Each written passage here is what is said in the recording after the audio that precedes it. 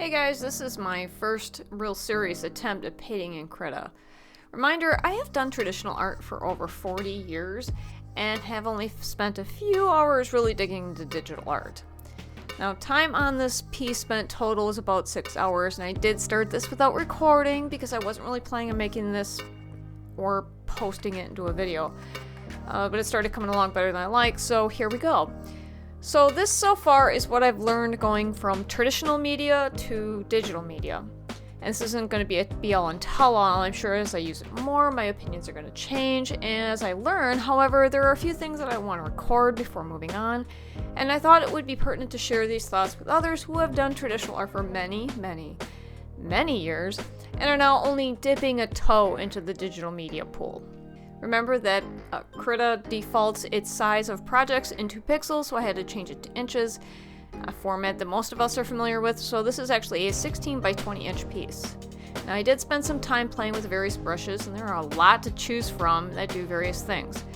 This, in fact, becomes one of the things that becomes more of a problem than a virtue. I mean, you have lots of brushes in your collection. I have hundreds when I do traditional art, but I don't pull all of them out when I'm doing a painting. In fact, having all of those brushes out would create a lot of clutter and become very confusing with exactly what brush I need, which is exactly what happened here. While some of them are very neat, like the grass brush, I tried to stick to 2 or 3 brushes, basically some like a wet on wet, a textured water effect in some sort of blender. The problem became is that when I didn't get the result I wanted from that brush, I took another tool and then went searching for something else and then lost the tool I was originally working with or the one I was actually searching for.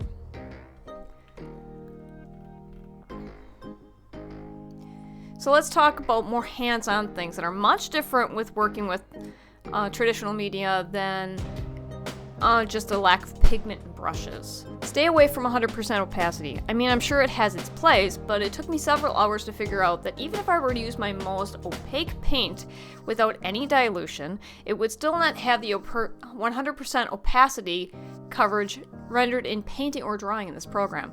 It's closer to 75 or 80%. Since I usually use glazing techniques and layers, the standard I use is closer to 50%, and this has to apply to blending modes as well.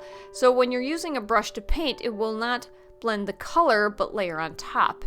And the blending percent strength will affect how soft the lines become. If you're at 100%, your color will change to almost seamless, more like a gradient than a softening of a line, which is frustrating when you're trying to create a color shift using fur as a top layer texture and don't want to actually completely get rid of those lines.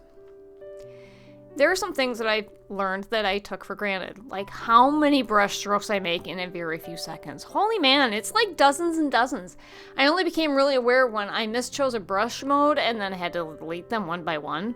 Only then did I become aware of how hard my computer was working to try and memorize each stroke, and I kind of started to feel bad for my computer. How easily I paint fur in traditional media. Maybe it's all the experience, but man, painting fur was hard to figure out with this. I mean, you need a fur texture to give it life and motion, and I spent hours just trying to figure out how to get the right opacity in the brush and then the blender. In this painting, I was sampling a lot of color from the reference picture, and that did kind of bother me because it felt like I was cheating, and this is one of the reasons why I did abandon this piece. I'm still learning how to format this workspace and didn't bother creating a palette of colors to work from. Not working in digital art before? Yeah, that's a whole thing. I spent the vast majority of my time working on how to make it look naturally blended, creating a realistic texture, figuring out which brushes I need and when it came to color and so on and so forth.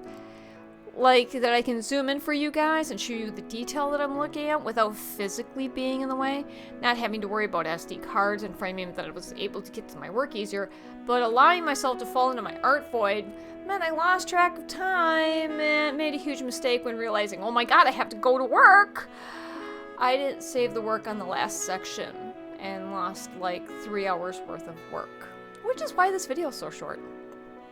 Overall, this is a fun media to play on, and I'll still use it for demos and pieces I don't want to sell, but right now I'm not fond enough of the media to render prints from it at this point.